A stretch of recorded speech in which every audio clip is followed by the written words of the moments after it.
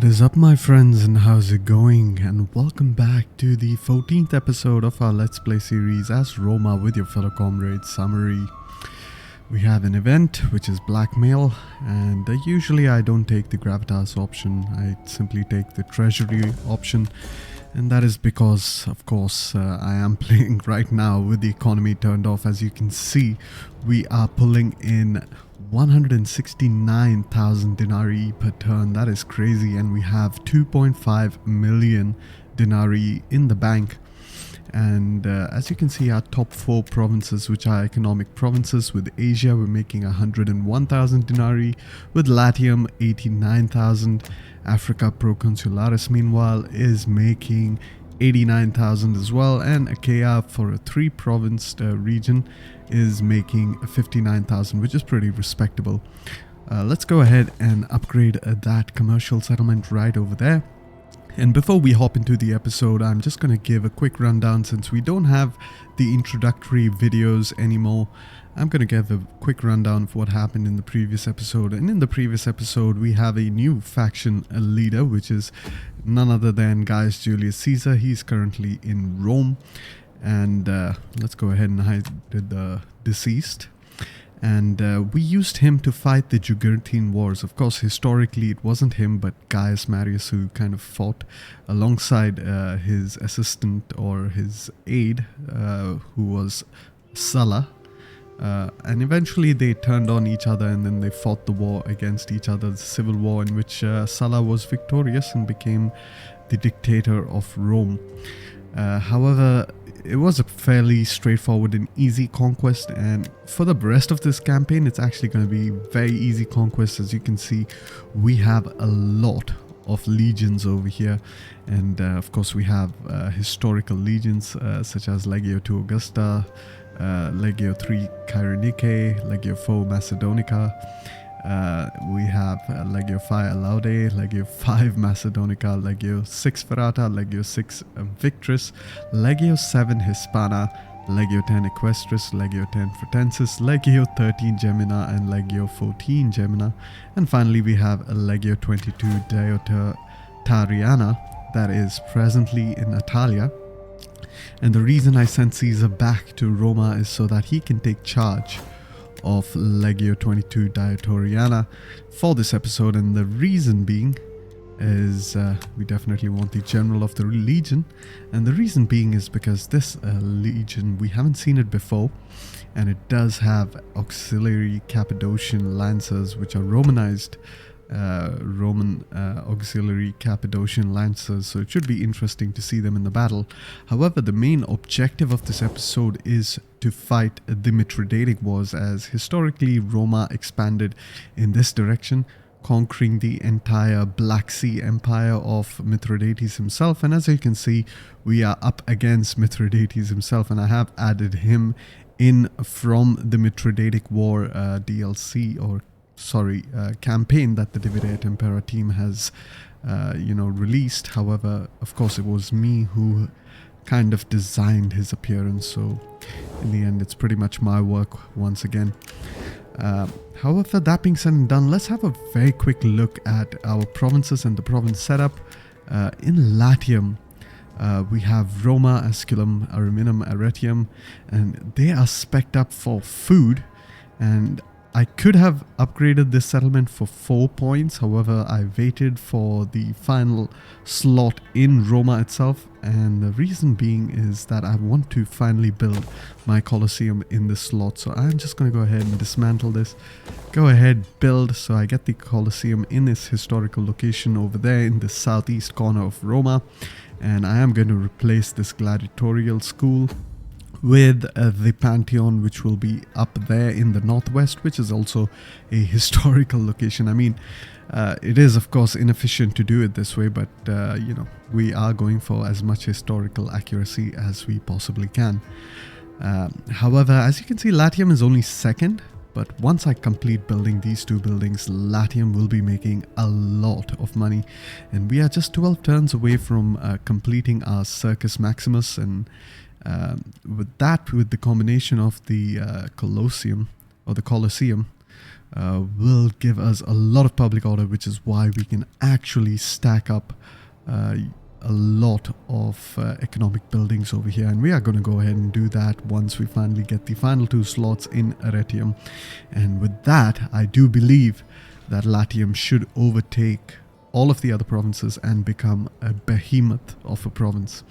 However, that being said and done, we are looking at Asia, and in Asia we have gone for an industrial spec, and that is because we can build a lot of industrial buildings, as Pessinus doesn't have any sort of resource, as well as Rhodes doesn't have any sort of resource. And usually in provinces like this, or in industrial provinces, you can build the industrial buildings, and as you can see over here, I've gone ahead and built both of the industrial buildings, and so I can easily stack up a lot of industrial income. And as you can see, it's actually pulling in a lot, and there's no doubt as to why I consider this to be the top S tier province in the game, because pretty much as any faction, especially the Hellenic factions, you can make Asia into a massive income for yourself. However, we are playing as Rome, and Latium will take its rightful place as the most income generating province in the game by the time I am done fully speccing up the province. However, keep in mind that Asia itself, I have to spec it up as well. Africa Proconsularis, meanwhile, there's not much scope for improvement. As you can see, we have gone for an agricultural based income over here, and that is because we have a lot of ports, a lot of agricultural resources such as grain and fish, which means we can build a fish market, as well as we can build industrialized pastures, although I am kind of contemplating if I should replace that out for the Horeum, because the Horeum gives 30% wealth from agriculture plus 500 wealth from farming agriculture. Meanwhile, this over here gives only 30% income from livestock. And now when I say livestock, it does not affect the fish market, and it does not affect any of the main settlement buildings that give agricultural bonuses. So it might be actually a good option to go for the Horeum. So let's just go ahead, dismantle that and replace it with the Horeum. And as you can see, that is how I intend to min-max my agricultural income in Africa Proconsularis.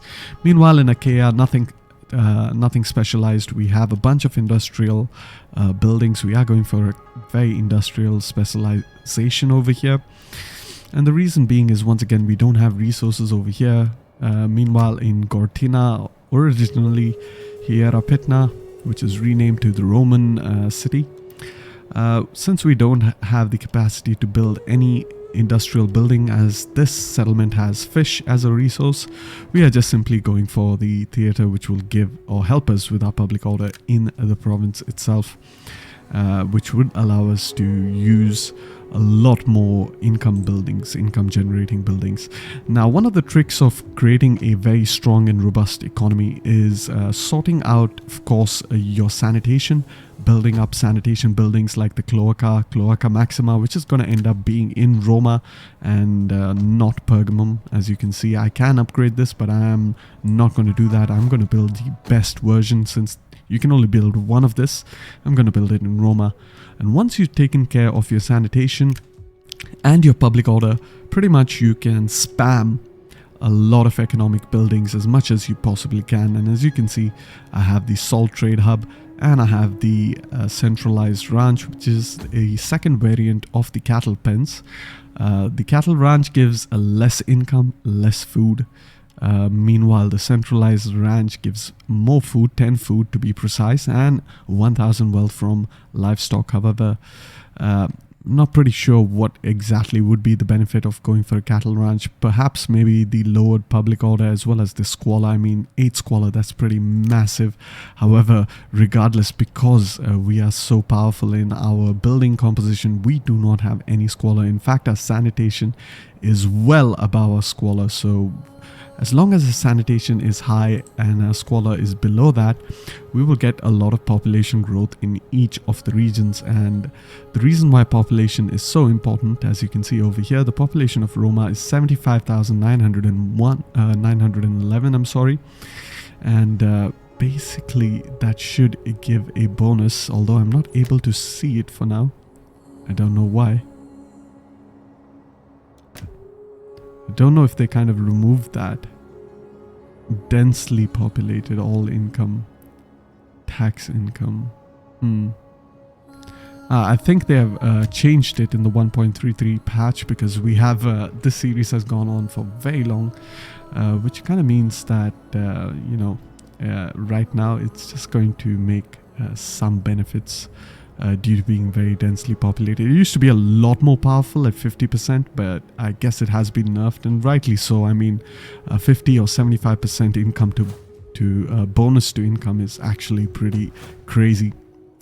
However, when we have a quick look at our map, what we can say is that we have our 4 economic provinces, as we covered in depth, in Hellas, Latium, Africa, as well as Asia. Apart from that, we have some military recruitment provinces such as Narbonensis, in which we are recruiting auxiliary Gallic troops, Hispania, in which we are recruiting auxiliary Iberian troops, and of course we're going to spec Galatia and Cappadocia into a auxiliary recruitment region for Cappadocians and other sort of eastern Roman auxilia. However, the main trick of building up your auxiliary barracks, as you can see over here, the culture is Iberian, and I haven't really converted it into Roman, and that's on purpose because I want my Peregrini, which is our foreign population class, to keep growing. And one of the main reasons it will grow is because of the culture type. As you can see, the faction culture type means the region majority culture means I get a -3 to my first class population, -2 to my second and third class population, and finally a +2 to my fourth class population. And as a result, you can see only my Peregrini class is increasing, which means I can permanently use my auxiliary barracks to keep recruiting Iberian troops in this region. Meanwhile, Narbonensis, I have spec'd up to do the same thing. However, of course, we are, still having a lot of Latin culture for some reason, and that's kind of making it a little bit hard to maintain our Peregrini population class. As you can see, it's pretty much on the decline over there in Narbo Martius. It's kind of barely in the positive in Massilia itself, and in Tolosa, meanwhile, it is, yes, completely on the decline. So I might run out of Peregrini population, but not to worry, we will be conquering Gallia in the coming episodes, and Gallia is a very good province to maintain Celtic culture groups so that you can keep recruiting auxiliary troops in those regions.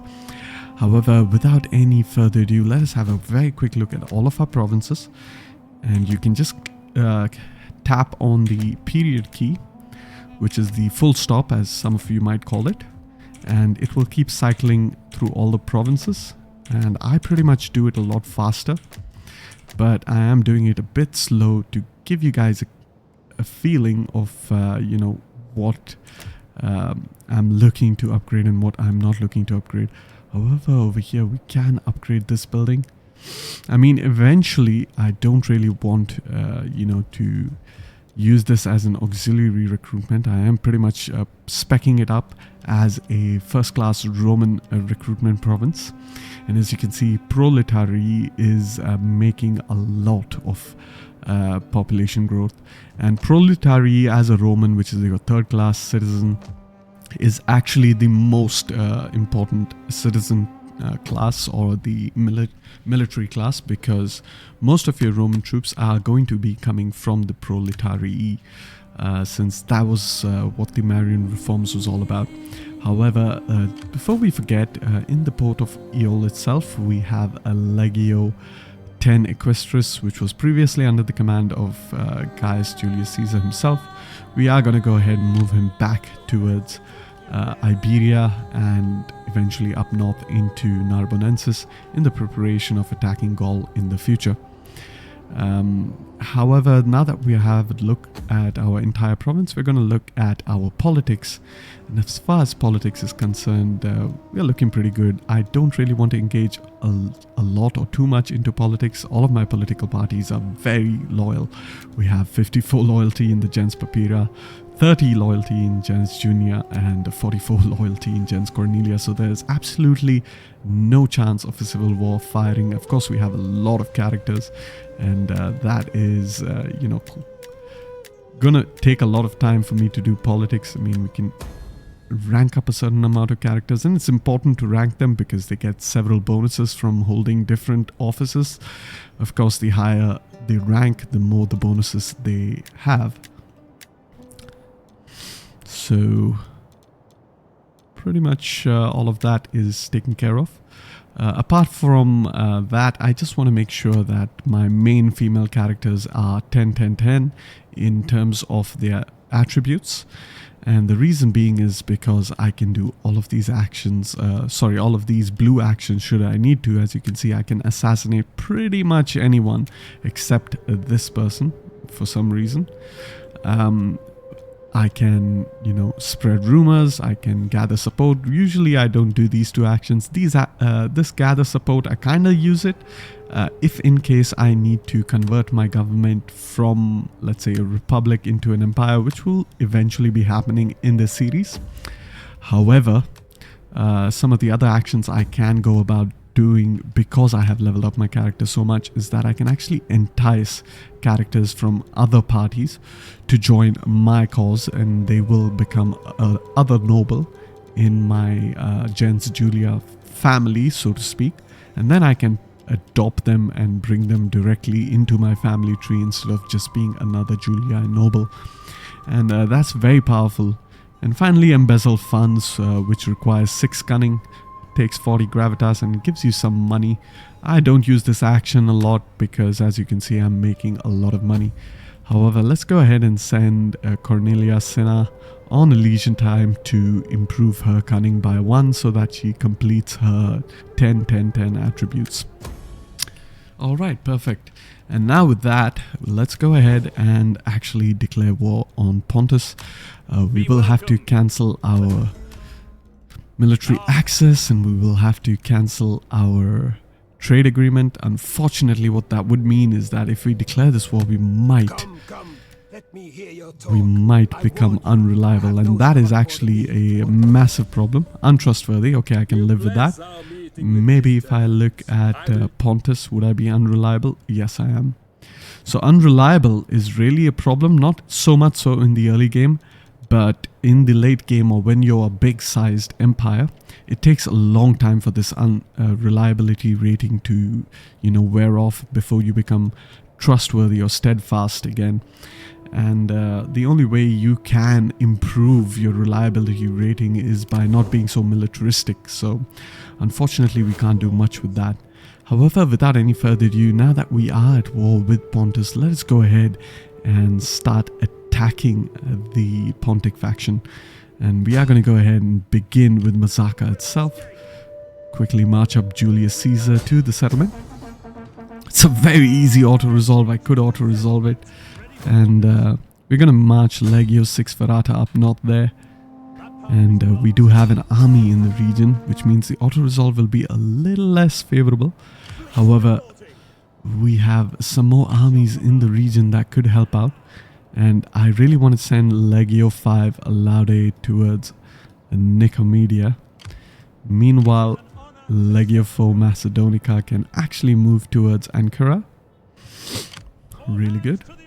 And now we should have a really good auto-resolve here. I mean, anything about 90 is pretty favorable. So let's just auto-resolve that. Protective stance. We're going to peacefully occupy the settlement because it is Latin culture. However, we are going to try our best to change that. And now we really want to spec up over here. Really nothing much we can do to improve our 4th class population when it comes to our building options over here. Let's have a quick look. Okay, this gives 1st and 2nd class population. This gives 1st, 2nd and 3rd class. And this gives 3rd class predominantly. So what we are going to do is just dismantle it. Meanwhile, over here, we can go for this building. Dismantle these buildings. And dismantle over here. And the reason is we definitely want to maintain a foreign population class over here. The next thing we can do in this turn is pretty much see if we have any spies in the region, because I really can't see what's going on deeper into Pontus. And we have a couple of dignitaries here. I wonder what the hell are they actually doing? Are they trying to convert? Okay, I think they're trying to culturally convert this province, which I guess is okay. It's like completely Romanized by now. I mean 66%. That means our expansion into Bithynia and Pontus should be fairly easy. However, when it comes to spies, where are my spies really? Okay, I have a couple of spies in Numidia itself, and I don't think I have any other spies elsewhere. And there's an easier way to find them, and I was just being stupid. Okay, so we have one spy over here, all the way up here, just having a look at Armenia, who we will also go to war with if we have enough time to do so in this episode. Okay, a spy in Gaul, and we have 2 spies over here. So I don't think we need the spy over here anymore. We're just going to send him up north towards Gaul. Meanwhile, we do need another spy in the east, so we're going to send him all the way towards Antioch, and they're going to keep marching there during the end turns. However, I don't think Pontus is going to put up much of a fight. Of course, we have 4 legions in the Anatolian region. That is a total of 40 times 4, that's 160 units. So we're pretty much going to mop the floor with Pontus, and pretty much I kind of regret playing with 41 unit armies, because right now, and especially unlimited armies, because right now we have a lot of armies and we have a lot of units, which means no nation can pretty much stand up against us. Maybe perhaps the Parthians, who are quite big and massive, and of course they have really good troops in those horse archers and cataphract units. However, Legio 6 Verata has leveled up, and we can... I want to see... Okay. We can definitely get the Legio Roma Invicta, because I definitely want that. And the next thing is not levy units. Let's get the Auxiliary. And finally, we can get the Indomitable Legions. Perfect.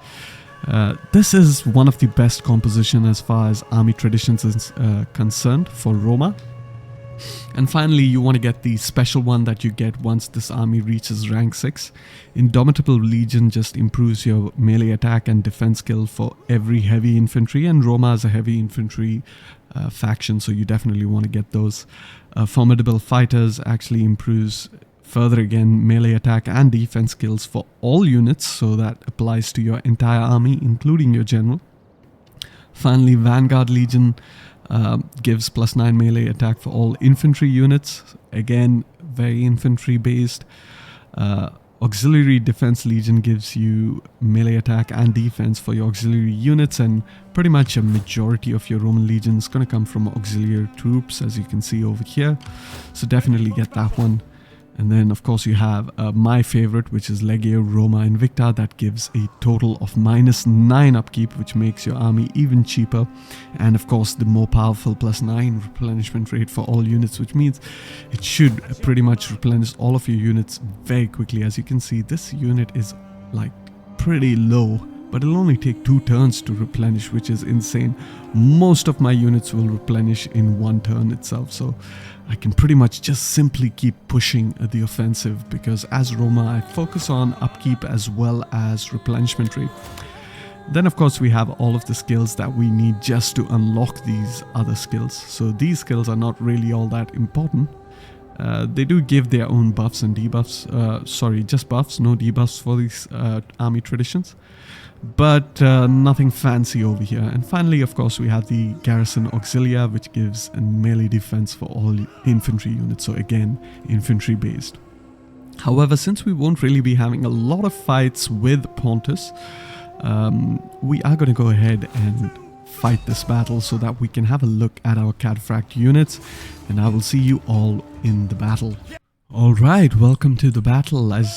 As you can see, we have arranged our army in our typical Roman legionary formation, and I have gone ahead and kind of adjusted my reshade so that I kind of get a natural depth of field, and that adds a bit of cinematic kind of an effect, which I kind of like personally, even while you play. And of course, when you zoom out, you get a crisp view of the entire battlefield. However, when you zoom in, it gives a very cinematic kind of a feel. As you can see over there, things are not entirely clear as they are far off in the distance. However, speaking of army formation, we do have our, let's pull up the unit info. We do have our Vici light auxiliary troops over here. 34 armor, that's pretty good. Missile damage of 22, 11 ammunition, that is crazy. Melee attack and defense is pretty respectable for a skirmisher unit at 11 and 13 respectively. Weapon damage of 29, these guys are pretty badass, and actually they even kind of look badass, if I should say so myself. I mean, very Gallic or Celtic looking unit. However, in behind them we have our Asturian heavy auxiliaries, and these are swordsmen.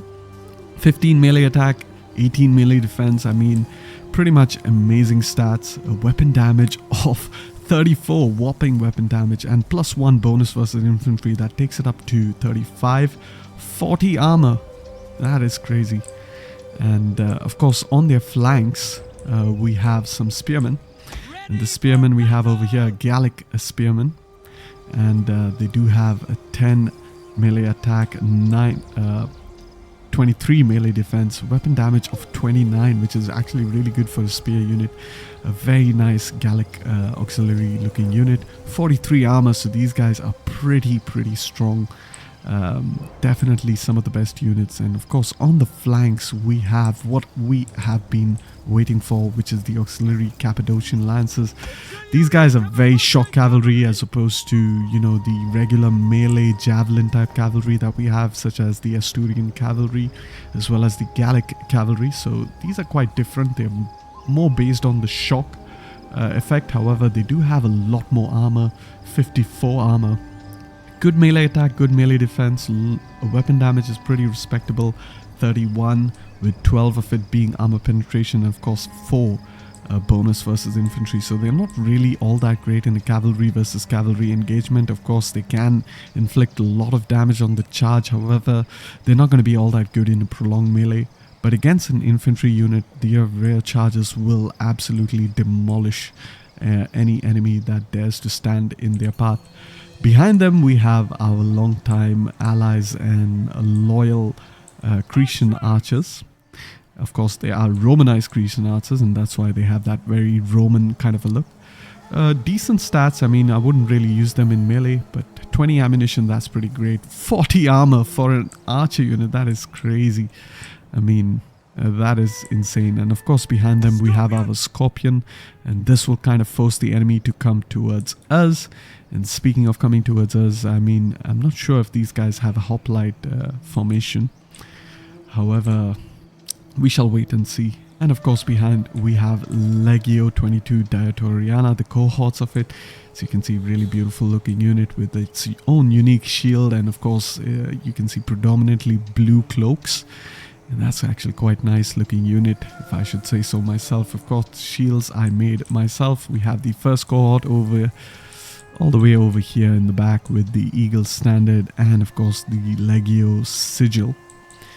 And all the way behind them we have none other than our faction leader, Gaius Julius Caesar. So without any further ado, let us actually go ahead, hide that unit tab, and begin the battle. Of course, the enemy will be coming towards us.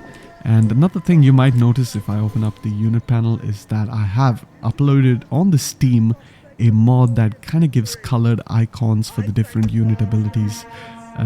It's kind of nifty. I kind of like it because it makes you easily identify the different formations and their benefits. I mean, of course, my UI is turned down to quite small, but it shows a shield over here and a movement speed reduction for the defensive formation, which is kind of what defensive formation does. It lowers your movement speed as well as increases your frontal defense.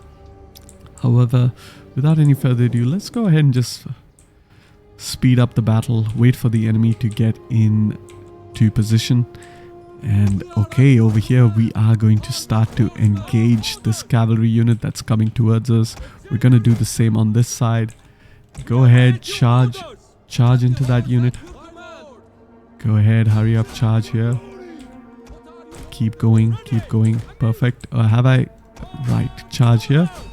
2 of these units. I'm a bit rusty on 41 unit armies, and pretty much after seeing the effects of this campaign, I have opted against using 41 unit armies because yes, it does add a lot of initial challenge. However, in the late game, you're so powerful that you don't really need this. And very quickly, our skirmishers are making quick. Of course. And their general decides to charge into a spearman. We're going to pull out over there. Meanwhile, group 4, which is on the right flank, can also pull out. Alright, so far so good in the battle. We can move our auxiliary men behind. Go ahead, charge up our swordsmen. Just get everyone into the fight. Perfect. Pull back. Get 2 of these spearmen out in this direction. Kind of pin down those units. And I definitely want to see my units in action. And a scorpion has, cannot really fire on anyone, so we're gonna stop with the scorpion. As you can see, they're already busy routing, so we're gonna get our cavalry on either flanks to kind of get into position for this massive charge. And the entire front line is crumbling. I mean, I don't expect as much. They are pretty much just a garrison type army, so they're not going to be pretty strong against us. However, our cavalry over here looks to be in a good position for that charge. And the easiest thing to do is to select the flags of the units when you click onto your unit. And let's just enjoy the visuals over here. Some massive charge, and of course, they're already routing. These guys are just so powerful on the charge. Meanwhile, over here, we're going to do the same thing. Make sure you click on the flag. Just makes it easier to select the unit. A lot more reliable. And of course, we can hide the trees, but well, yeah, just keep it hidden, I guess. Or, let's see the charge in its full effect. And of course, the entire front line is going to crumble. This charge is absolutely insanely powerful. And with that, it's been a pretty easy victory, a very short battle, and I do apologize for that. However, it is what it is. We are incredibly powerful, and I don't think we lost a lot of units, and whatever units we lost were pretty much just auxiliary units. So yeah, with that, I'm just going to go ahead and end this battle, and I will see you all in the campaign. Alright, down goes the garrison of Mazaka. It was a pretty easy battle. Pretty sure we lost less than 50 units. As you can see, 32 units. And once again, just peacefully occupy. We don't need to loot up the settlement because, of course, it is Latin culture. Let's quickly go ahead and convert all of these into auxiliary barracks. Meanwhile, upgrading this is not really ideal since it doesn't give us foreign population class. So we're going to go ahead and dismantle all the other buildings. Focus on, of course, improving our foreign population class bonuses. Meanwhile, over here, we are going to go ahead and get the Keepers of the Peace, because that unlocks my favorite Legio Roma Invicta, which gives increased upkeep cost reduction as well as replenishment rate. However, that being said and done, I think I am done with this turn, and I can go ahead and end the turn, and I will see you all in the next turn or in the future when I'm ready to push my offensive deeper into the Pontic heartland. Alright, welcome to the next turn. We have corruption, which means we can extort and get 1,000 denarii, which is pretty inconsequential to our overall treasury. Or we can get the Inspired Endeavors, which gives +4 public order per turn in all of our provinces, so definitely go for the public order. And Julius Caesar is ranked up, which is kind of nice. And of course, we have Mithridates over here, but the AI is being absolutely retarded and not able to recruit a formidable force to challenge us, which is rather unfortunate. However, let's go ahead and give Julius Caesar some Increased campaign movement. I'm not entirely sure what exact sort of setup I am going for over here, but I do think I focus on the infantry skills. And Julius Caesar can push on towards the Pontic capital. And we might end up fighting that or just simply auto-resolving it, depending on... Alright, this army is a little bit more formidable. I think it's probably the same. And as you can see, this army over here, which was quite depleted, has actually completely almost replenished. So we're going to move a Legio 5 Laude towards Sinop. And this is why, you know, we are just outside the zone of control of Sinop. And this is why, or Sinope, I don't know how you pronounce that. It is a Greek word. So, and this is why, of course, you know, getting that campaign movement is so powerful, because, you know, usually you can move only halfway from Nicomedia to Sinope or Sinop. However, due to our general skills, in which we have the maximum movement from Master of Scouts as well as Proven Leader, we were able to go all the way up to Sinop. And let's just move another army to attack Sinop itself. It's a very good auto-resolve, 97%, so let's just simply auto-resolve this one. Peacefully occupy the settlement. Fantastic. We do have a Pontic navy over here, which we will have to dispatch. Or I believe it's an army, which would mean it's going to be a lot easier to dispatch. So let's pull up our ledger, have a quick look at our fleets. We have one in Syracuse, and we have one in Italia, and definitely we want to get the one in Italia. The one in Syracuse. We only have a 20 stack navy. I mean, getting a 41 stack navy would be absolutely insane. Insanely powerful, so it's really overkill, to be honest. Now Mithridates himself can march towards Mazaka and could take out the province. So I definitely want to move the other army towards Mazaka to kind of protect it from any possible attacks from Mithridates. Let's go ahead and build up over here. We definitely want to get some more buildings that would increase our foreign population class. Okay, the stadium also does it, so let's actually build up the stadium over there, which is kind of good. And speaking of stadium, that means can we actually build a stadium over here? We can build it over here in Tolosa, should Narbonensis you know, level up. However, without any further ado, let's go ahead and improve things in Numidia. And over here, I believe the wine trader gives extra foreign population class. Alright, perfect. Corsica, Sardinia seems fine. And over here, we definitely wanted to build the Horeum, or the supply grains. And over here, we want to build a Pantheon. Meanwhile, in Sicilia itself, we can build yet another library. That would give us a further empire maintenance reduction. And that is why my empire maintenance, guys, is pretty much zero, as you can see over here. The reason being is I've stacked up a lot of these libraries, which gives minus 1.5 empire maintenance. And of course, sanitation buildings also give empire maintenance reduction, as you can see. The Vigiles Urbani gives minus 2 empire maintenance. The Thermae gives minus 1. The Cloaca gives a minus 1. However, it does have the growth rate, which is why I rank the Cloaca more critical than, of course, the Vigiles Urbani. And of course, the Cloaca Maxima does give minus 2 empire maintenance, so definitely a very good building to have. Meanwhile, in Magna Graecia, we can go ahead and upgrade that building. Keep upgrading every single building over there. Over here, we want to maintain low buildings because we could lose our foreign population class. Quickly over here, we want to repair this building. We don't need... pretty much just spec this up to be a research-based province. Alright, everything seems to be fine.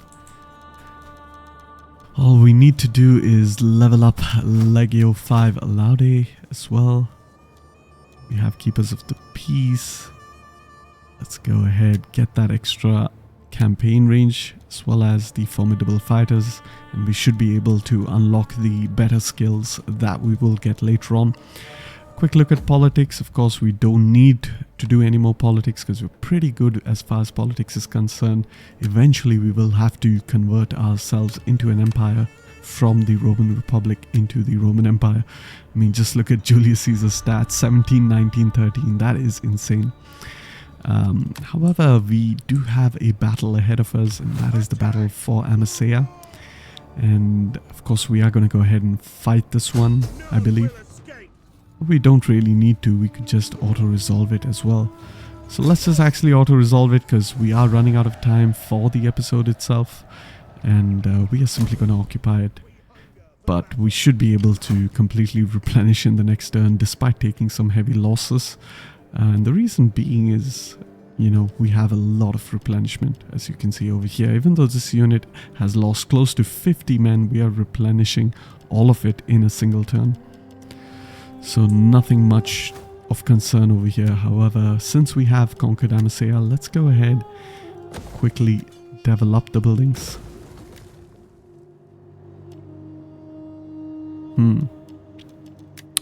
Okay, research-based province and growth rate. Okay, let's do that. Alright, and with that I am ready to end the turn, and I will see you all in the next turn when I am ready to keep pushing my offensive deeper and around the Black Sea region to conquer Trapezos, Phasis, as well as Panticapaeon and Phanagoria and Tanais, and hopefully even get Samosata. And with that we will pretty much end the episode and end the Mithridatic War. Alright, welcome to the next turn. We have the provincial migration event, which gives entrepreneurs, which gives an increased wealth from all commerce, tribute, which gives a +5 tax rate, and of course agrarian yield. We don't really need. The main benefit of this final one is the +1 food in all provinces, but we have 72 food, which is well over the limit. So definitely getting this one, is not all that important. Thriving trade is pretty good. However, of course, the tribute is the most powerful, in my opinion. And we have lost a politician. And it's one of the politicians in the junior family from Roma itself. So nothing of concern. Perfect. Let's go ahead and upgrade all of our auxiliary barracks. And over here what we can do is we can spec for that research rate boost.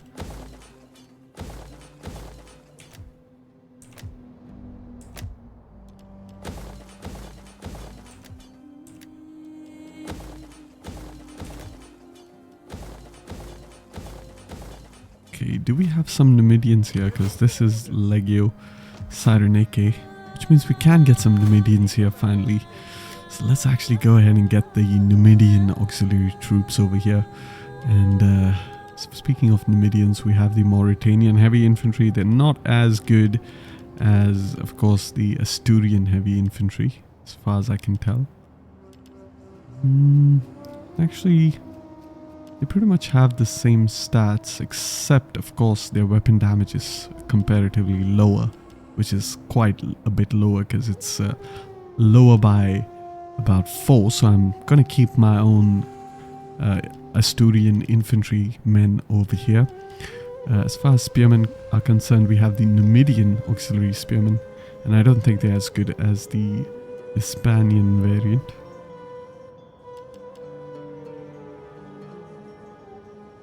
But definitely I want to get rid of my Asturian cavalry, so let's get rid of these guys because we would want to get the Numidian cavalry. And we have two options. We have the Berber auxiliary cavalry and we have the Numidian auxiliary cavalry, and definitely we're going to go for the Numidian auxiliary cavalry. The Berber one is a bit more melee focused, has a lot more weapon damage, a lot more melee attack and defense. However, the Numidian one is a bit of a skirmisher type one, and of course they are also immune to desert attrition, which is quite useful considering the fact. And apart from that, we can get Berber light auxiliaries, which are they as good as... I'm not entirely sure if the stats have to kind of increase due to, of course, having skills and traditions. But let's actually quickly have a look over here. We have 10 melee attack and 17 melee defense. But once we get rid of these units and hire up those units, we shall see if they actually get more melee attack and melee defense. And if they do, then we can kind of replace out some of these other troops. And there's no real reason to replace them, apart from the fact that, you know, all these Numidian troops are actually immune or resistant to heat, which is actually pretty good since we are going to be using them mainly in the African region, in Egypt, and sometimes the summers can get pretty harsh. So definitely having that resistance against heat is going to be super helpful. However, I did notice in the intern an army that kind of moved towards Trapezos, and there it is. It's a pretty good army. And of course, if I attack that army, the garrison, which is 22 man strong or 22 units strong, will also move out to attack me. And of course, I could end up leaving Amasea undefended. So I'm going to move Legio 5 to protect Amasea. It is within reach of the zone of control. And then I'm going to march Julius Caesar himself to attack this army, take out Trapezos. Because if I do that, then if we look at the tactical map, as you can see, we have a mountain range over here that will protect us.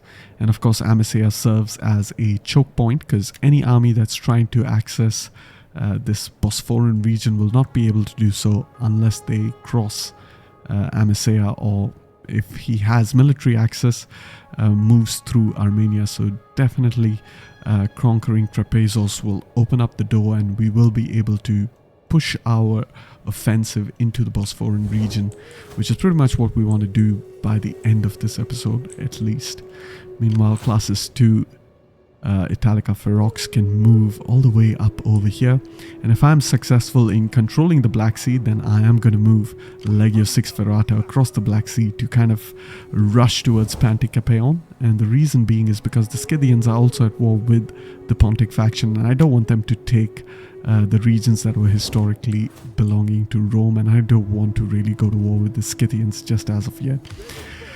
However, that being said and done, I think we have looked at all of our building options and we've looked at all of our politics. So let's just quickly go ahead, select technology, and as far as technology is concerned, we're looking pretty good. I think we have completed all of our economic research, with the exception of course this final bit, and definitely can get that because it gives extra loyalty, although we don't really require it. But the public order is pretty helpful, as well as the increased tax rate. Empire maintenance, not really all that useful because we are at 0 empire maintenance. However, that being said and done, I think I'm done with that for the turn, and let's just go ahead and attack. So we might have a pretty good battle over here on our hands.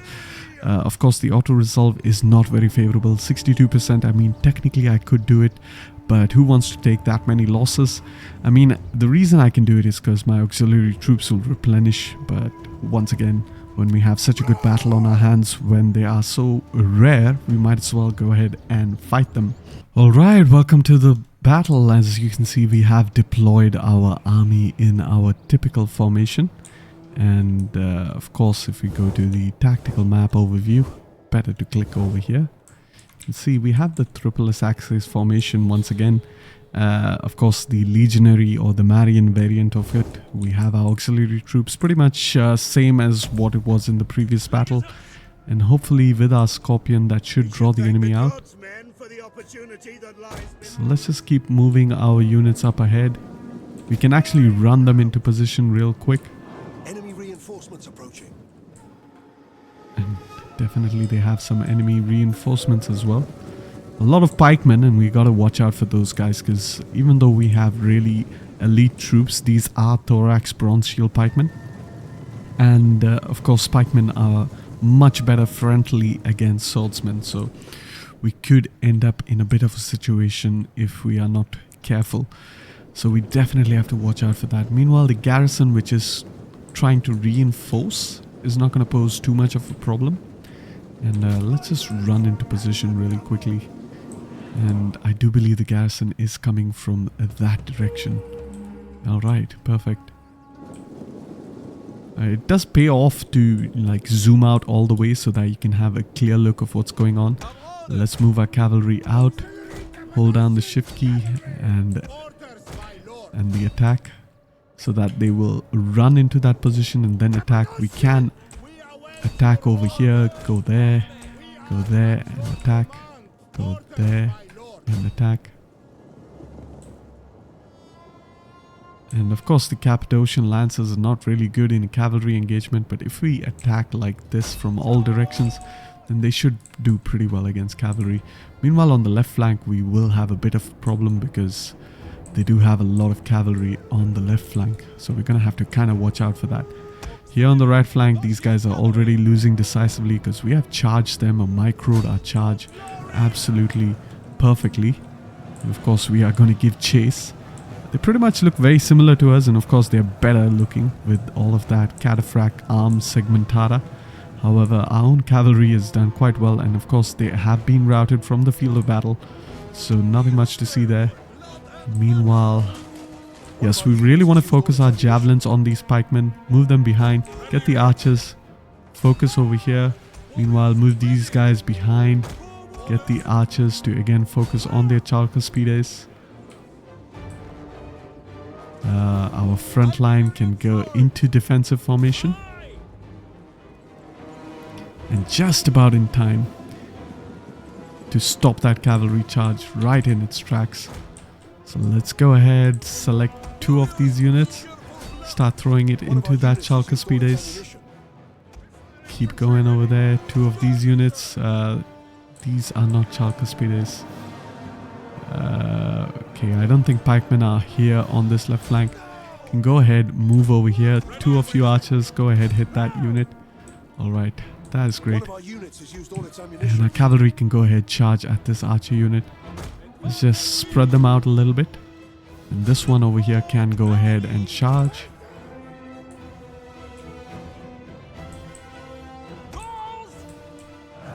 Alright, let's have a quick look at the battlefield. Absolutely chaotic, no amount of cohesion from the enemy. And their pikes are absolutely like insanely positioned, so not entirely sure what they can achieve here, but we can charge into the backs of these spike units, which means they should be pretty much done and dusted quite quickly. So let's just focus our fire on other pike units. Get 2 of these units to come here. Meanwhile, on this side we don't have pike units, so let's move our flexible maniple cohorts to deal with that. Meanwhile, this cavalry has dealt with that unit. Keep moving out. Okay, what are we looking at? Alright, this unit can just slowly move there. I don't want to move too fast and scare away that missile unit. I want it to stay relatively close.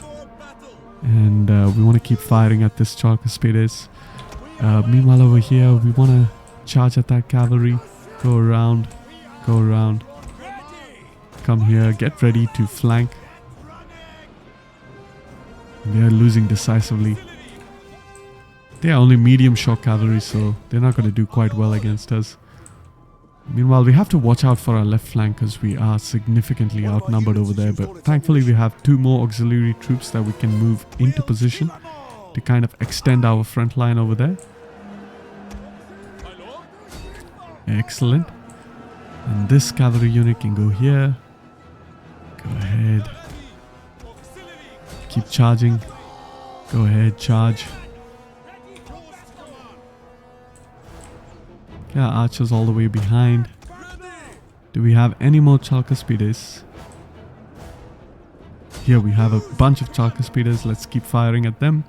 And one of the easiest ways to identify the Chalcaspides, let's move our Cappadocian cavalry behind, is to basically look out for this green symbol, which basically means a phalanx mode has been activated. So definitely that kind of helps. Perfect. Get out of defensive formation. You can go ahead, attack over here.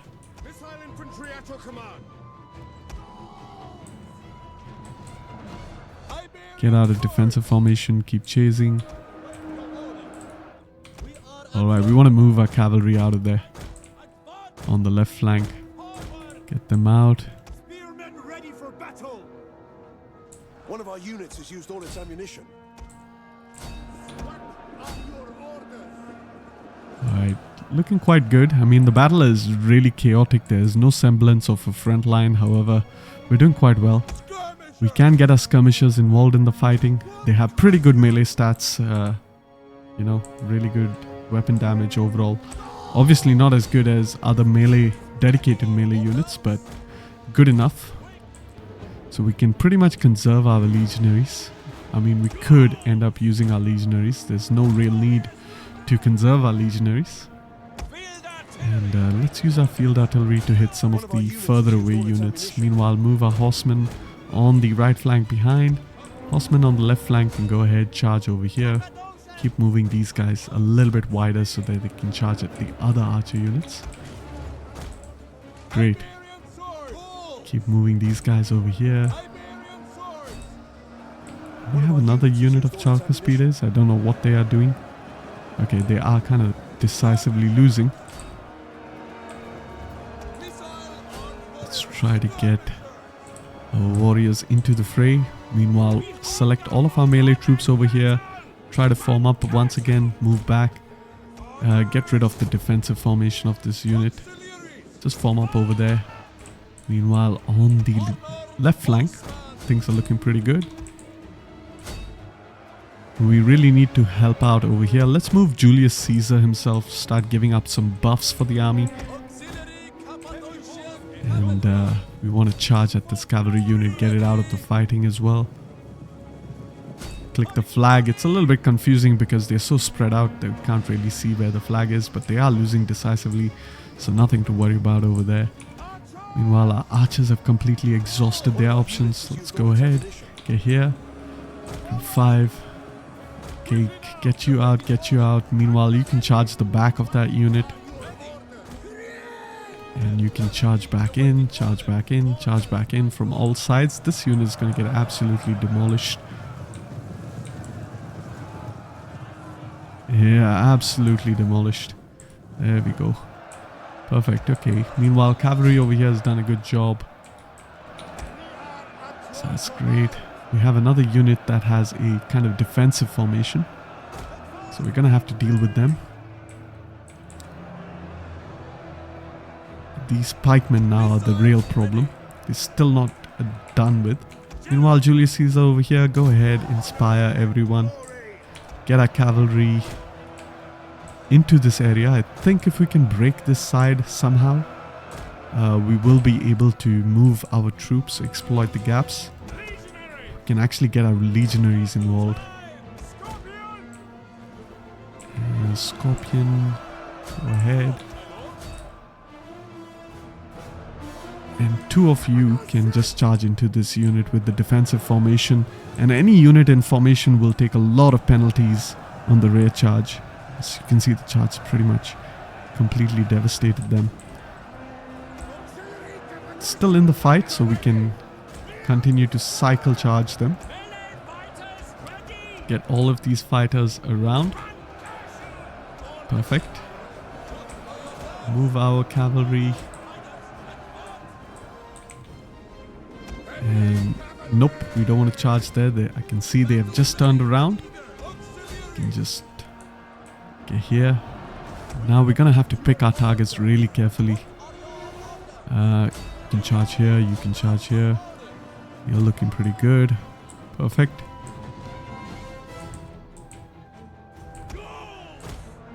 You can charge back here. These guys have turned around yet again.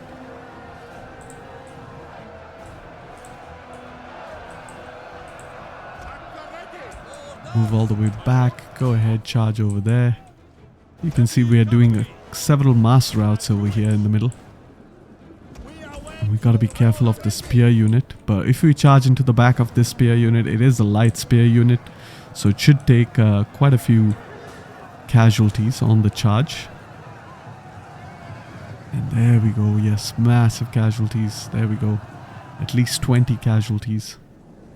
Okay, let's move our cavalry out. Get some perspective.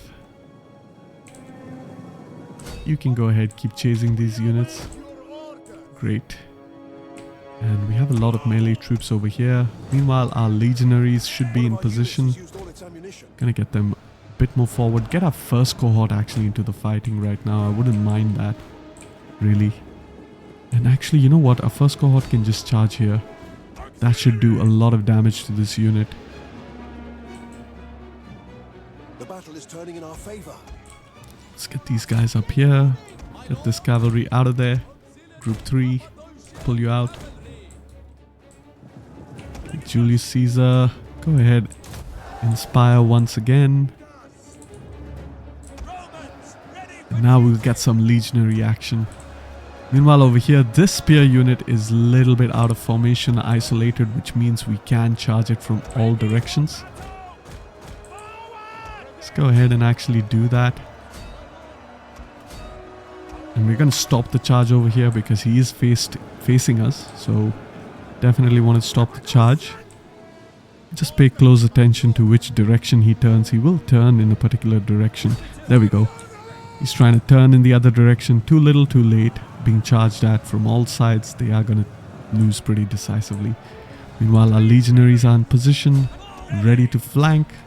Let's go ahead. Our first cohort throwing all of its javelins into that unit. That's 400 javelins. That's definitely gonna hurt. Let's charge some of our units. Go over there. Perfect. Now cavalry. Group 3.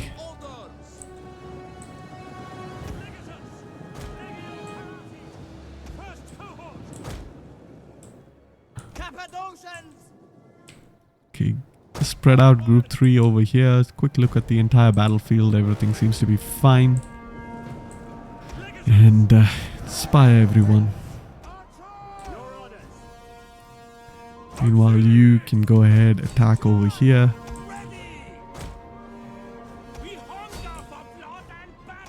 Cavalry charge, break that unit. Yeah, pretty much our legionary is doing a lot of damage over here. It's not taken any casualties so far, and that's because of course the enemy is facing away from us. That was not a really good cavalry charge, but let's just get back into position. Meanwhile, you can keep ratting out those units. Julius Caesar start to get some kills, chase down the enemy that's fleeing. Keep in mind this is a battle outside the settlement, so we do want to kill as many troops as we can. And we have another bunch of units over here, medium spear infantry. So let's see if we can kind of pin them down over here.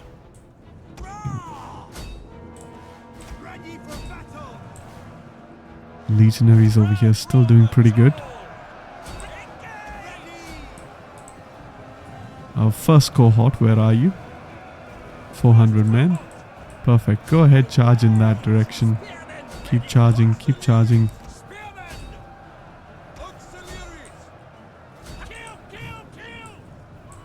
There we go. Perfect.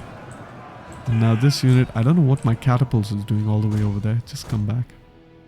Should have put the guard mode on.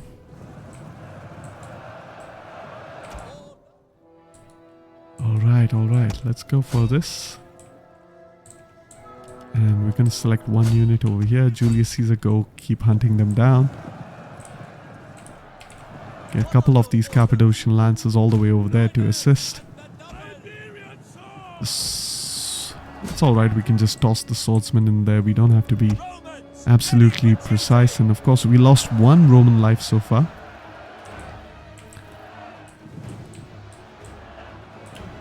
Hold down the space bar to see if everything is being assigned. This is great.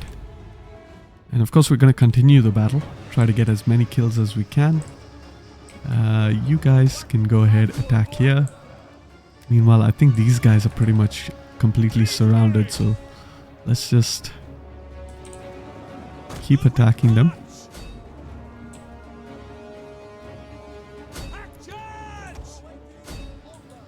Alright, and let's just fast forward. Julius Caesar himself, go ahead, attack that unit. Managed to kill the enemy general, which is great. 164 kills, not bad. We want him to get more kills so that he can get more experience chevrons. And he should get his very first experience chevron right over here. And there we go. Alright, perfect. And with that, we have won the battle. So I will see you all in the campaign. And I think we have completely annihilated this army. We were outnumbered slightly. And of course, they had inferior troops of the garrison. However, okay, they do have a single Peltas unit that has managed to survive. Let's go ahead and slave the captives. Should retreat. And it should be quite an easy auto-resolve to take Trapezos now.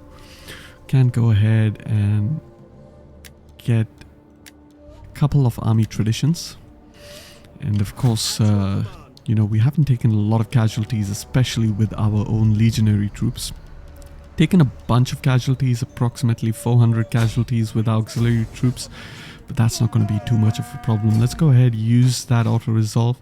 Should kill this extra army out there, and we are going to peacefully occupy Trapezos as well. Wonderful.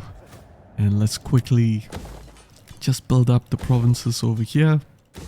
Dismantle the buildings we don't need. And with that, we can go ahead, end the turn. And I will see you all in the next turn when I am ready to push my invasion into the Bosphorian region. However, that being said and done, let's actually get into the port. Mithridates himself is still chilling over here in Samosata. We could potentially deal with him. However, I do want to play it a little bit safe. So what I'm going to do is, unfortunately, Caesar is not going to have to face off against him. We're going to dedicate Caesar towards pushing up north as quickly as possible, since he is with the most advanced army. And he has the best chance of taking out these three settlements. Meanwhile, the army in Sinope will push towards Panticapaeon, the new capital of the Pontic Empire. And what we are going to do with the two legions that remain in Asia is we're going to use Legio 5 Alaudae to attack Mithridates and the garrison, and we're going to move and we're going to stay with the other legion over here, or we are pretty much going to have to move the other legion all the way up towards Amasea to safeguard it against this other Pontic army. However, that being said and done, I'm going to go ahead, end the turn, and I will see you all in the future. Alright, welcome to the next turn. Character has increased in rank. So let's quickly go ahead and have a look at the characters that have increased in rank. We have one character over here. We can get the Empire Maintenance, although it's pretty useless. So let's just focus on that food and the research rate, which is a lot more important. Cultural conversion, not really that important. But well, let's just go ahead and get the cultural conversion, because really the Empire Maintenance is not going to do anything for us right now, because we have just the maximum amount of Empire Maintenance. Get that, further army upkeep cost reduction for this guy, improve his campaign range movement, and as discussed, what we are going to do over here is we're going to move this army down towards Samosata and attack Mithridates himself. And we got to be a little bit careful, because now we are stepping into territory that doesn't have Latin as its primary culture, which means it's going to take a little bit longer to replenish if we lose any Latin based troops, which are legionary troops. Okay, quick look at our provinces before we go ahead and continue with our push into the Bosphorian region.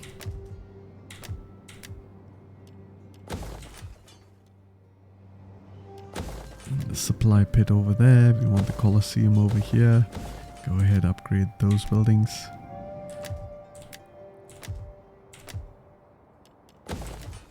Alright, good stuff. Perfect. All our buildings seem fine. Just a quick look at politics. We don't have to engage in a lot of politics, but just making sure that my political rivals are fairly loyal and I won't have any unexpected civil wars. And what we are going to do is we could actually march all the way, try to push this army away. This army could potentially attack us, so let's just keep moving and trying to attack this army. 99, I'm not happy with that, so I'm pretty much just gonna fight this battle. I don't want to take a single casualty, although never mind, I mean, it's not gonna be too significant. And can we move to a Fascis? Excellent, we can. So let's just move to Fascis.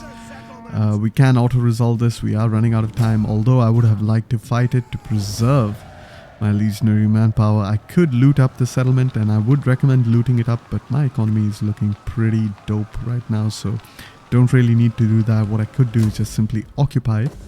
And what that would do is give me a little bit of population, which would be helpful in replenishing my legionaries. Meanwhile, we can get Legio Roma Invicta. We can also get the auxiliary defense as well as the indomitable legionary, and just like that we have moved further into the Bosporan region. So let's go ahead, quickly spec up over here, and want to dismantle this, convert this, really cultural convert. And speaking of cultural convert, let's get our dignitaries all the way up there. We want to keep culturally converting those provinces, and we want to make it Latin culture as quickly as we can. Meanwhile, I'm not entirely sure if this army can reach Trapezos, but we're gonna have to wait and see how that works out. Without any further ado, let's go ahead and quickly attack this army. He cannot reach me anymore, so I don't think he is a threat.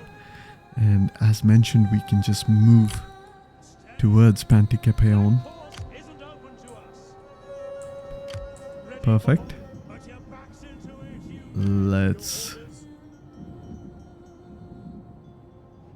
I mean, we could defeat that army, but I don't see the point. Meanwhile, I do want to stay in range to keep this army supplied. But what I can do is actually try to attack this army. See where it moves. It should move somewhere close by, so I could attack this army. I'm gonna quick save over here.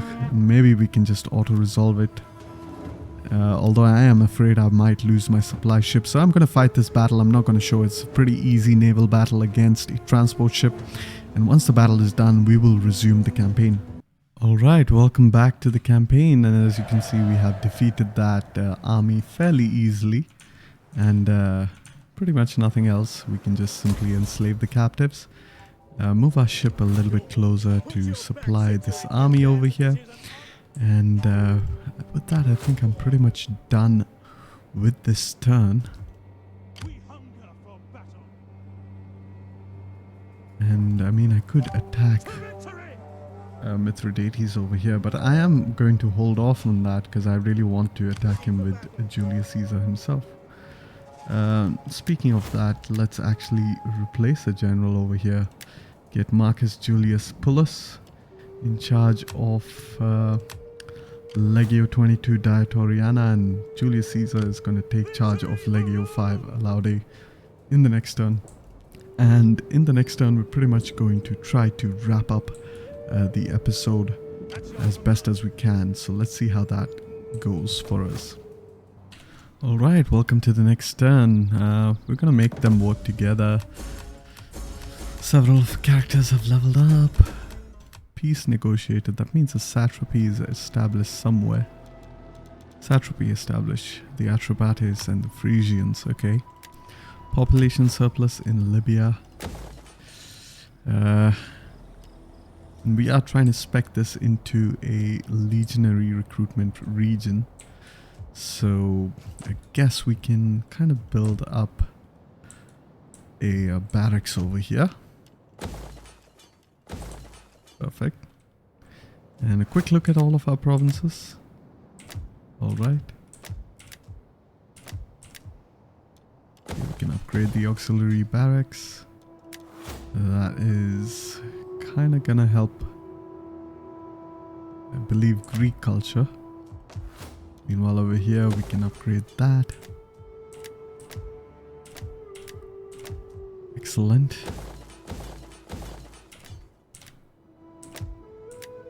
Okay, we don't need this building here anymore, so we can convert that.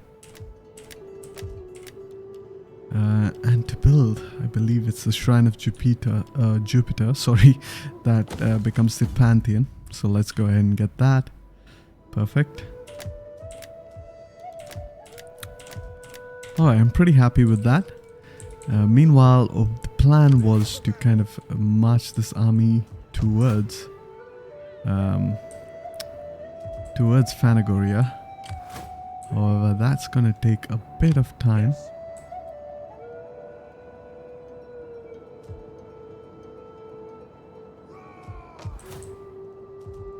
I'm not sure if I can replenish in this turn.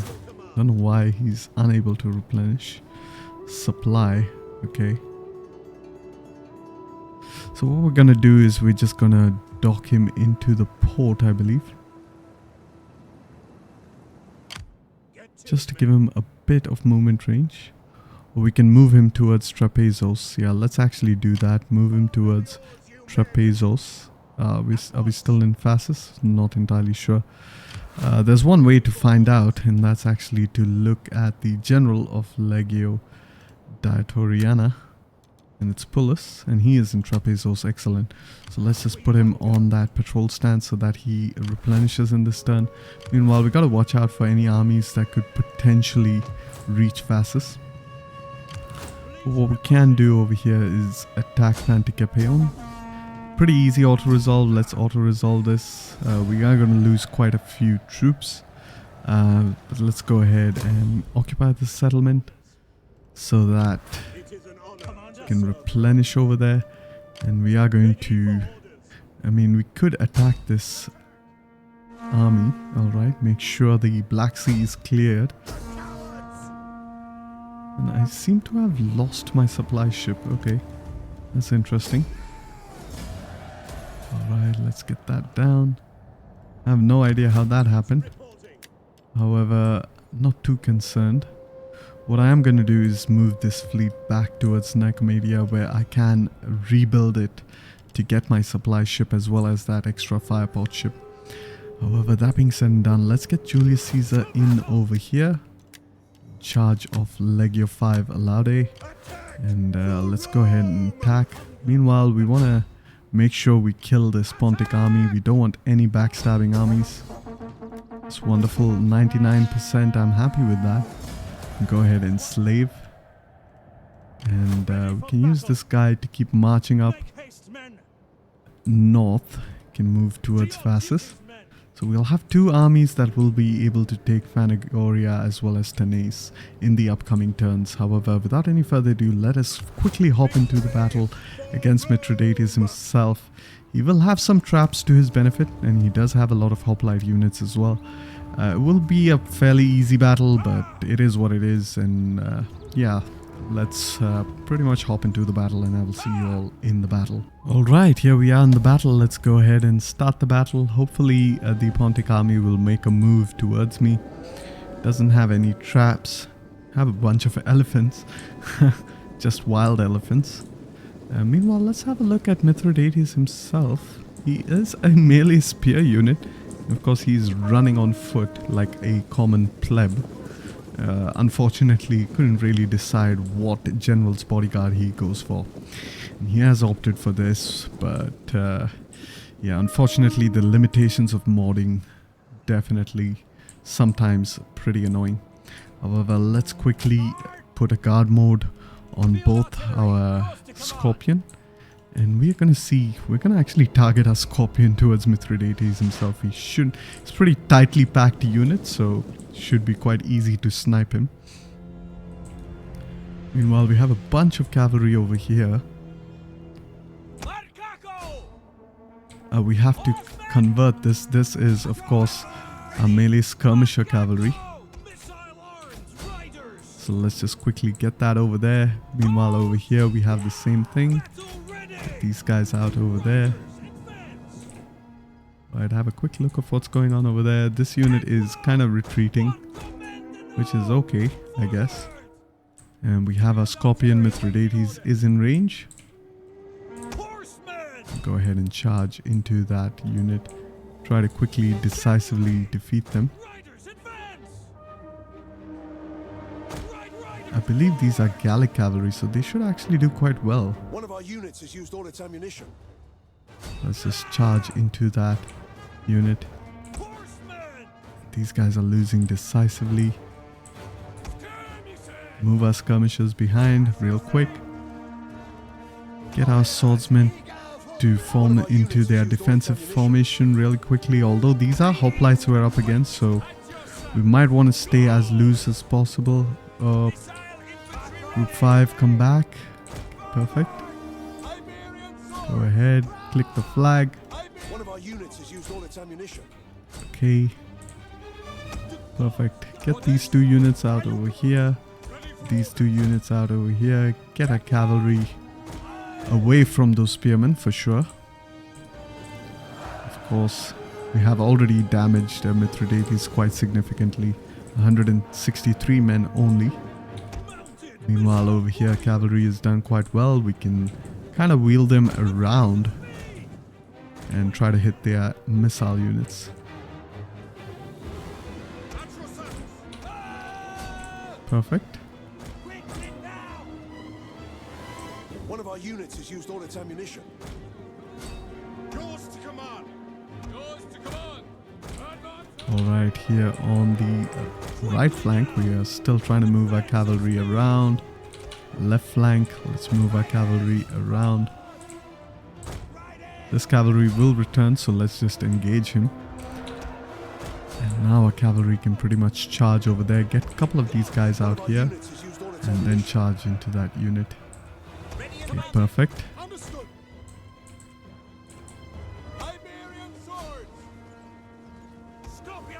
Alright, let's target our Cretan archers into Mithridates himself. Still alive and well. And we can use even our skirmishers to throw all their javelins into Mithridates. Of course, he's going to take a lot of damage. Meanwhile, stop our Scorpion. Yeah, big damage on Mithridates. Where is he? Where is Mithridates? One of our units has used all its ammunition. Yeah, he's getting absolutely javelined. I can't even see him in all this chaos.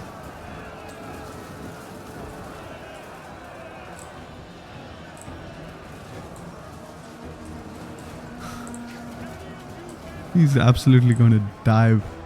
One of our units has used all its ammunition.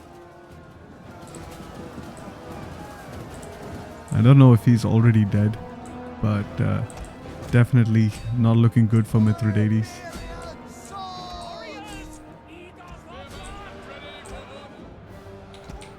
Perfect. Go ahead. Get a cavalry into position.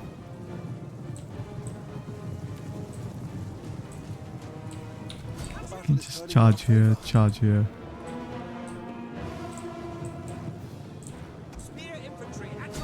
Perfect.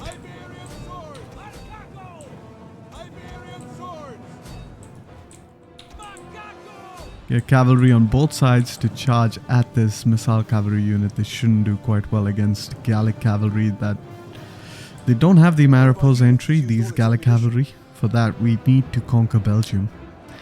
And then we'll get access to Maripos cavalry. Meanwhile, this unit is not really attacking anyone, so let's actually get them really narrow so that they can go around. Start to flank over here. Get a Gallic cavalry around over here. Other Gallic cavalry can move over here. Perfectly executed flanking maneuver. And of course, we are going to easily win this battle. We want to flank over here as well. Get a couple of these units right over here to flank once again.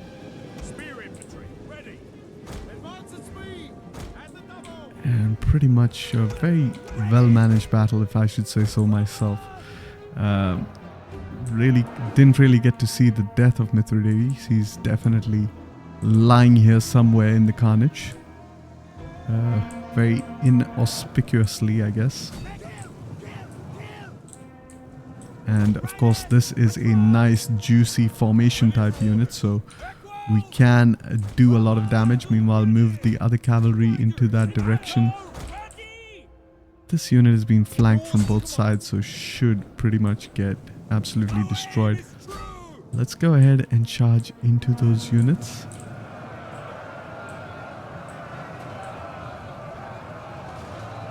And there we go. What a massive charge. A single cavalry unit actually managed to push a lot of those units, and those units are done. Meanwhile, over here we are wrapping up the battle.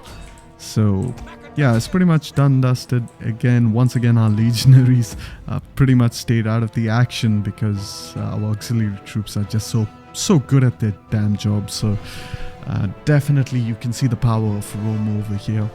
However, without any further ado, let us end the battle and I will see you all in the campaign. Alright, a decisive victory against Mithridates himself. We are going to go ahead and loot the settlement. And wow, Mithridates stabbed right through the chest and down goes the enemy of Rome. And we have also gained an Imperium level from defeating Mithridates. And over here what we are going to do is we are going to build yet another auxiliary barracks, because we can get access to not just some Cappadocian lancers, but eventually some Syrian archers as well. So let's go ahead and do that. Meanwhile, dismantle the other buildings. I mean, we could keep this one because it does give foreign population class, and we want to build that immigration center as well. However, that being said and done, I think I am done for this turn. And pretty much in the next turn, we are going to try to attack Tenace. And the way to do that is to actually put our army into the port so that I can reach all the way over there. And then in the future, we're going to attack Tenace and Phanagoria. I know this episode has been quite long. So without any further ado, let us go ahead and quickly end the turn. And I will see you all in the future when I am ready to wipe out the Pontic faction. Alright, welcome to the future. We are ready to take the final two settlements of the Pontic faction, namely Phanagoria as well as Tenace. We are going to move Legio 22 Diatoriana to conquer Phanagoria, and should be quite easy auto-resolve. So let's auto-resolve it because we don't have much time left for the episode. Taken quite a bit casualties, and we can just simply occupy the settlement. And definitely we are going to make Phanagoria into an food settlement. So let's just go ahead and build a couple of those temples. Go ahead, dismantle that building. And now over here we have to be a little bit careful. We're going to have to move our fleet over here and go ahead, attack. And now we can attack the final settlement, which is Tenace. And not a lot of casualties over here, but we are simply going to occupy because we want to get this army really quickly out of this region, out of the Bosphorian region, and quickly just respec over there. Dismantle this. We can convert this into a temple. Wonderful. And can stop the growth rate over here and put out the Sell Slaves Edict. Quick look at all of provinces. So yes, Bosphorus is being taxed, which will help with the food situation, because right now just Sicilia is our only food province that we have currently supplying food for the Empire, or rather the Republic. But of course Africa Proconsularis, being an agricultural economy, is helping out. Very quick look at our buildings, and for the most part we can build a lot of the temples that we so desire. Right. Can upgrade this military barracks, and the level 4 barracks, as I mentioned earlier in the earlier episode, now gives third class population, which is quite useful for the Romans. Previously it used to give first and second class population, which is actually good for non-Roman factions because most of your armies come from the first and second class population. But in the case of the Romans, most of your armies come from the third class population. So I kind of convinced Dresden of the Divide et Impera team to kind of make sure that that happens. And yeah, with that, pretty much I think I am done with this episode. It is a pretty long episode, almost 1.5 hour long episode, but that is because we actually conquered a lot of territory. 1, 2, 3, 4, 5, 6, 7, 8, 9, 10 provinces, or 10 regions rather. And pretty much concluded the Mithridatic Wars in a single episode. And Caesar can obviously say Veni, Vidi, Vici, which was the famous line that he said after defeating the Pontic faction. He didn't defeat Mithridates personally, but he defeated the much later Pontic faction that kind of rose up against Rome. However, that being said and done, we can level up a couple of characters, namely the general of classes 1, Roma. Go ahead, give him the abilities that he needs. Meanwhile, we can also upgrade a spy over here, all the way in Gallia. And it's almost completely leveled up. Wonderful. And nothing much else to level up, and we're looking quite good economy-wise. And when we started this episode, we were making, or we had just 2.5 million. Now we have 3.5 million. So pretty much in this episode, we generated yet another million in terms of income. And taxation is actually on low. If I go ahead and put it all the way up high, you can see we're making 270,000 denarii per turn, but that will piss off my political rivals quite a bit. As you can see, we could have a civil war on our hands, and of course the growth rate actually slows down, so we're going to keep it on low since we don't really need money at this point of the campaign. We are making quite a lot of money. And for those of you wondering how I end up making so much money, I do recommend checking out Talksberg's channel on YouTube. He pretty much summarizes my guide in a 5-part series, so I do highly recommend watching those videos. However, maybe in the distant future or in the near future, I'm not really sure, I will end up making a guide for the economy. However, that being said and done, I think I'm ready to go ahead and end the episode. So I thank you all for watching. Hope you all enjoyed, and if you liked the video, then like the video, and don't forget to subscribe if you're interested for more. Peace and love.